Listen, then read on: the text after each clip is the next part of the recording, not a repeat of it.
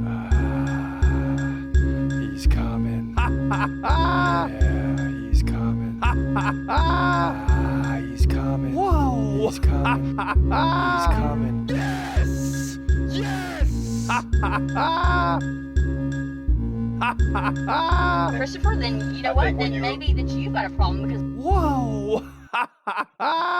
What's happening? This your boy Chris Cross checking in, episode number 2. Let's get right after. We got some things to talk about today. Supreme Court ruled on Trump's layoffs at the Department of Education.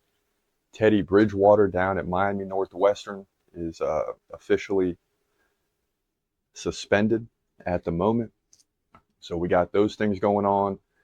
And Ying twins concert in Cincinnati. Unreal. What a time. What a time. So let me start with Ying twins. So I wake up on Sunday morning. I know Bone Thugs-n-Harmony and Ying twins are going to be in concert. And I've been looking at this for a long time because these have always been my two favorite groups, right? Yin Yang and Bone Thugs. Bone Thugs number 1, Yin Yang number 2. It's not a close number 2 because Bone Thugs is always my favorite of all time. I got to see him once in person. It like just nine or 10 songs, just the basics. Back about 15, 20 years ago, I went up to Pittsburgh to see Bone Thugs-n-Harmony. I get there, I get the hotel room, got the tickets, do all this stuff. And at the time, I'm a college student, so I don't have a lot of money, right? I'm doing everything I can to make it happen. And on the way to the show, we find out Bone Thugs canceled. Devastating, right? Of course, you get your ticket money back and all that, but you don't get your hotel money back. You don't get your travel costs back. Terrible situation. So fast forward to this past Sunday, I wake up and I'm feeling sick to my stomach. I was up doing UFC the night before, so I'm exhausted, working on like 5 hours of sleep. And I'm like, if I don't go to this concert, and it's about 2 hours away, 2.5 hours away, I'm like, if I don't go, I'm going to regret this, man. These, how often do you get your two favorite groups in the same setting? It'll probably never happen again. Or if it does, it'll be too far away to get to on short notice. So I'm like, I got to go. And I'm wrestling with this back and forth. I'm like, all right, boom, I bought the ticket. I got to go now. I'm going. Start getting ready, get in the car. And I got just enough time to get there. Like, I'm going to be pulling into the concert right when it starts. But you're thinking, when you go to a concert, you're thinking you got opening acts, then Yin Yang, then Bone Thugs. So if I pull in at if the concert starts at 6 and I pull in at 6:30, I'm going to get up in there about 7:15, right when the Yin Yang's probably taking the stage, or maybe I miss a few songs. But I'm getting there, halfway through Yin Yang and then all of Bone Thugs, which is really what I want. So I'm rushing, I'm panicked, I'm flying down the road. I finally get there. And the security guard, because I'm parking and there's like no cars there. I've never been. It's Hard Rock Casino in Cincinnati. And I pull in and there's no cars there. I'm following the maps. And I tell the security guard, is this where you park for the concert? She said, yeah, that's fine. You got to take the elevator up, all this stuff. I'll get to that in a minute. She said, but the main act canceled. I said, no. I said, who? She said, Bone Thugs. I'm like, no. 2 times in my life, I took a road trip to see Bone Thugs-n-Harmony and they cancel. And I don't know all the logistics about it, but something with the promoters not paying the artists, or Bone Thugs demands a lot of money, and Busy Bone was going to be there, so you got all 5. They're going to have to pay. So I don't know if this is what's being reported. Don't know if that's a fact or not. But the bottom line is Bone Thugs canceled, so I'm devastated. And I said, well, who's up on stage now? She said, Yin Yang. I said, they're already up. It's only 6 o'clock. When have you been to a concert and one of the main acts is on stage immediately right at the right time? It's never like that. Usually have to stand around for an hour or 2 before they even get up there. So now I'm panicked. I'm running through the parking garage. I'm going to the wrong floor. There's 6 different floors. So they're like, you got to go to C1. So I go to C1. Boom, there's the casino. I said, where's the concert? They said, you got to go all the way to the other end. So I walk to the other end. Then you get there's a huge line. You can hear Yin Yang on the stage. And I'm like, man, I'm going to miss the whole show. But fortunately, I did not. I got there. and Ying Yang was tearing it up, man. And you see here, I can't play the music for you because it'll get copyrighted, but you see Ying Yang doing their thing. And the one guy's got like a Santa Claus, like a Christmas hat, Santa Claus hat on or whatever. It's hot as heck out there. You know, both of them started coming out of stuff as the concert went on because it was so hot. And I got to give it to them. These dudes are like 45, 46 now. And they're up there and they're saying, hey, we're acting like we're 21 again. And they weren't lying. So, I mean, the place was packed. You end up getting a full refund. So it's basically Yin Yang's putting on a free show. I'm sure they got paid, but at this point, they're putting on a free show, you know? So full refund, but still devastating. But let me just tell you something. If you've never seen Yin Yang in person, oh my goodness.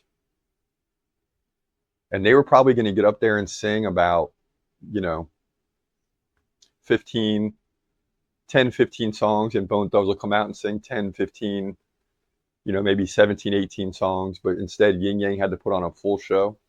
And when I say they sang 25 songs, you know every word to, they sang 25 songs that you know every word to. I mean, it was just awesome.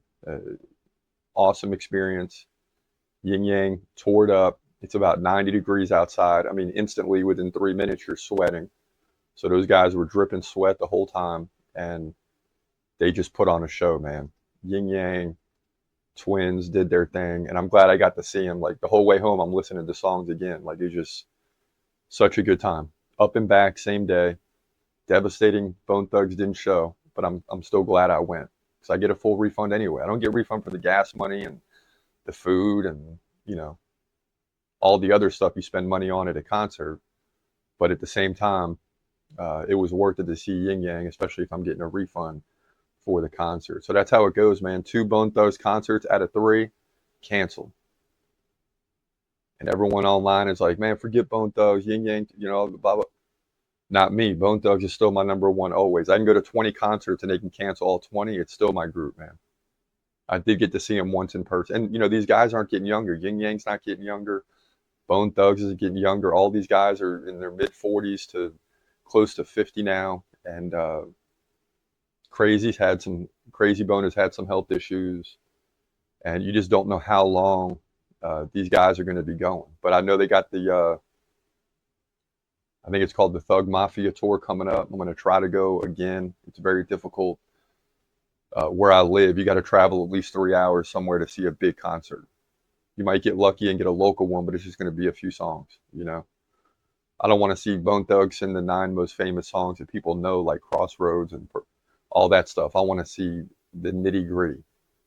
I want to see the other 15 to 20 songs that diehard fans know, because I know them all. But good time. Glad I went. Completely exhausted and drained. But I did get to see about 90 minutes of good music. So I'm happy about that. Make no mistake about it. Now, as we shift forward, a couple things in the news today. I didn't really dig too deep because I've been traveling. I've been doing the UFC, all that stuff.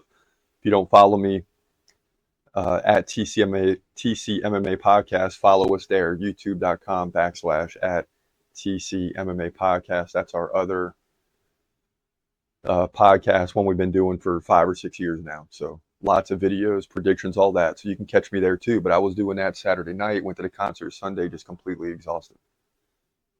So I'm just forewarning you. I haven't dug deep into the news. But what I do know is the Supreme Court opened the door for Donald Trump, aka President Trump, to start making moves at the Department of Education. Okay. And what's happening here? Basically, he's gutting the Department of Education. It's not bad to use the word gutting because that's what's happening. He's minimizing it, and he's trying to slowly send the power back to the states. Now, he can't, you know, if he could, he would completely eliminate it, but that's got to come through Congress. That's not going to happen. But he is going to gut it and give more power back to the states. It's very similar to what they've done with abortion, just not as far, right? Abortion now is state by state.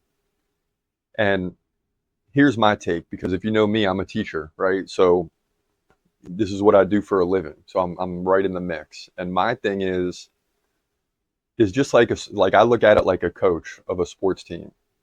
All right. if, let's just say you're working for a county that has 10 high schools, big county, 10 high schools. I worked in one that had 8 high schools. But you work in a county that has 10 high schools, and the county says everybody has to, let's just focus on football for a minute.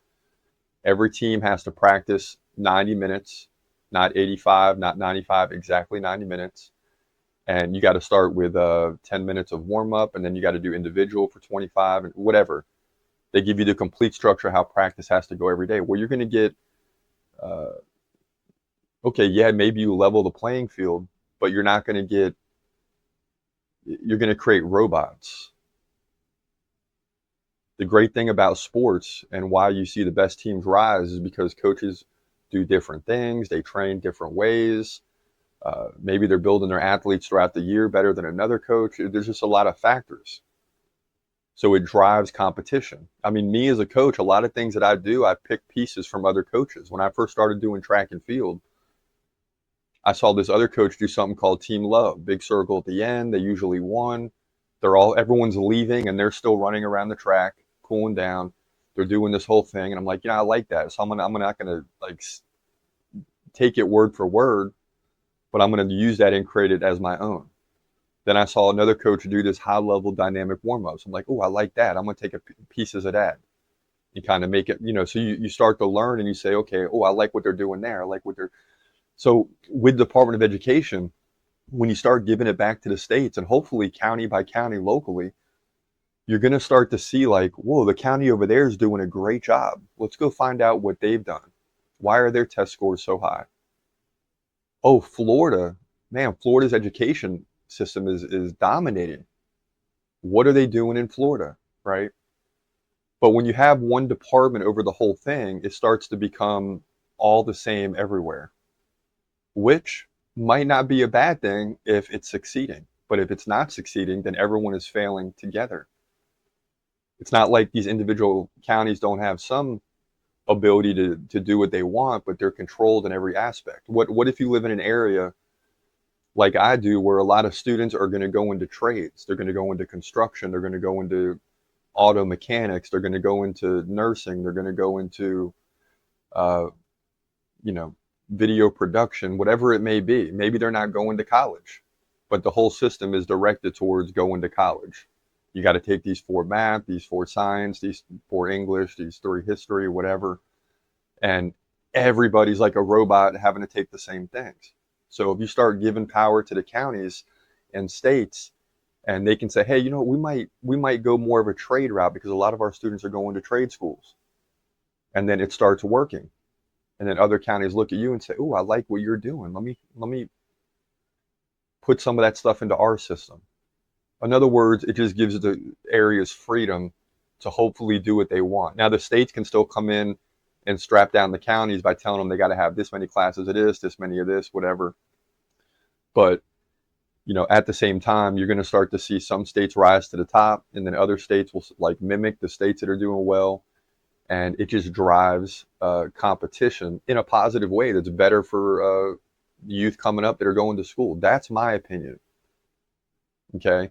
Doesn't mean I'm right. Some people want a Department of Education over the whole country, because if you move from Florida to California, you want the system to kind of be similar. So you're not, maybe you're taking a high-level math course in Florida and then you move to California and you're in a mid-level course because that's just the way they do it in year 2 of high school or something. I don't know. So some people like a big Department of Education over the whole country. I don't mind it. I just say it's taking a big chance. So I'm not mad at Trump for gutting it and trying to give some power back to the states and limit the federal Department of Education. We'll see how it goes.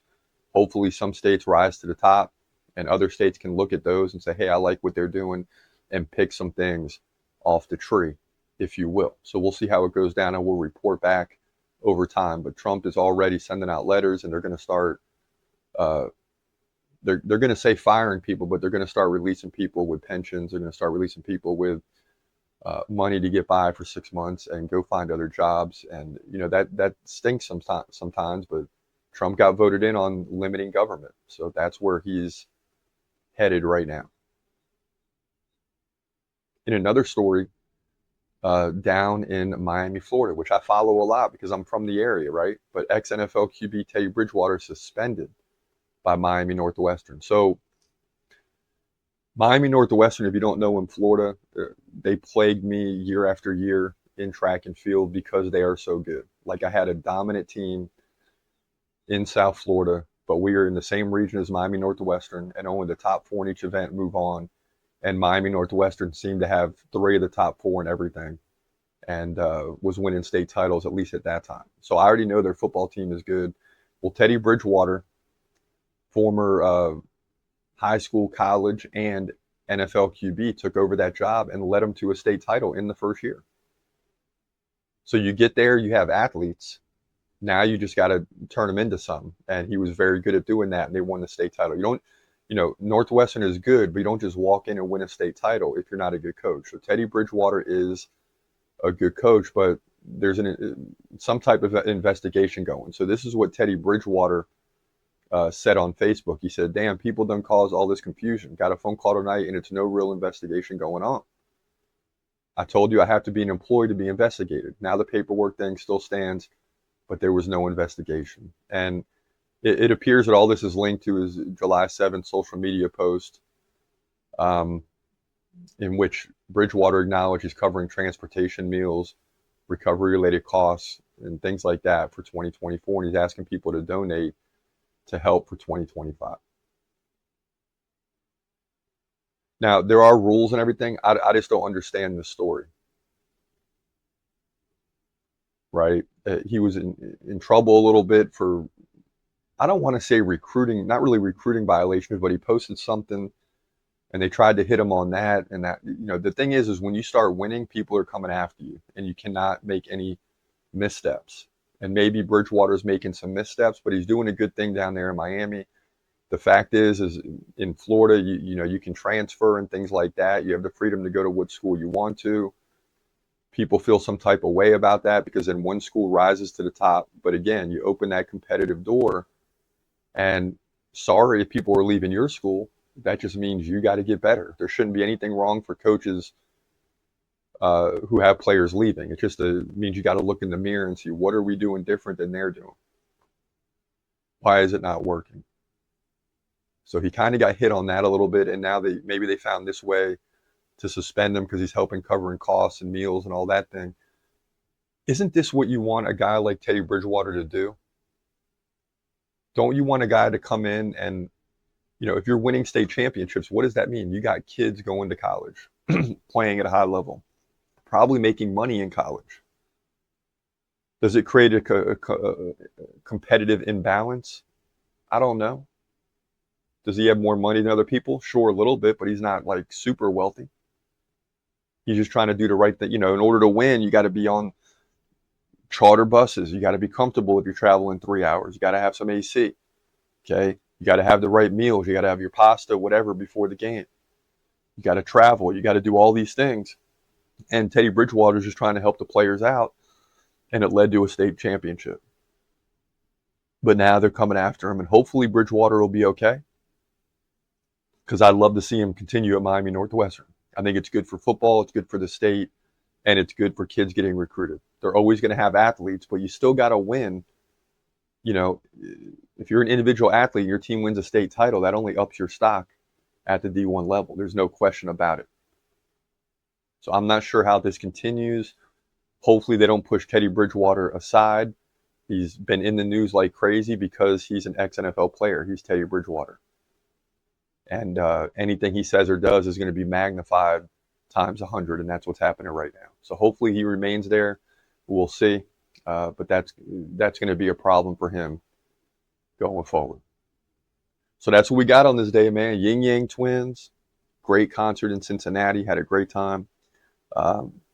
Teddy Bridgewater suspended. Donald Trump is gutting the Department of Education. That's where it stands.